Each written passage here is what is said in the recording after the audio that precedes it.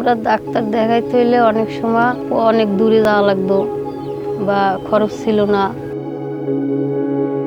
ভাবতাম যে চিকিৎসা করা আমাদের জন্য না, এটি ভাবতাম বড় লোকের জন্য।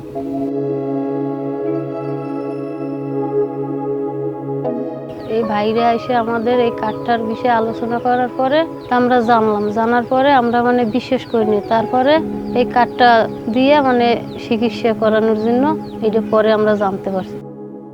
এখন অসুস্থ হইলে এইতে একটা হট নাম্বার আছে, এই এমবিবিএস ডাক্তারের সাথে আমরা যোগাযোগ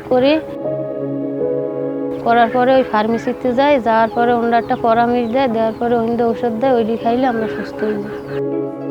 আর ওষুধ নিতে গেলে এই কার্ডটা দেখাইলেই আমাদের ওষুধ দিয়ে দেয়, টাকা পয়সা লাগে না। 1000 টাকা আমরা বাকি আনতে পারি।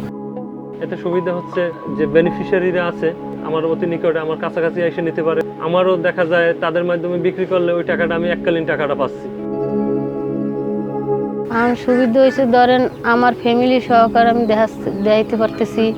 এই ধরেন আমি হাঁস পালতেছি, মুরগি পালি, এই ডিম বেচে এই টাকাটা দিয়ে দেবো।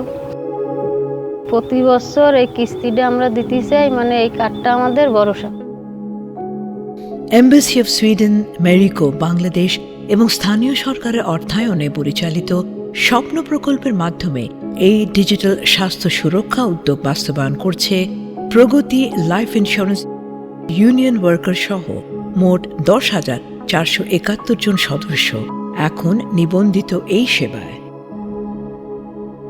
নিবন্ধন থেকে সেবা গ্রহণ অ্যাপ অথবা ফোনের মাধ্যমে সবকিছুই পরিচালিত হচ্ছে একটি সহজ ও ডিজিটাল ব্যবস্থায়। চিকিৎসা এখন আর বিলাসিতা নয়, একটি নিশ্চয়তা।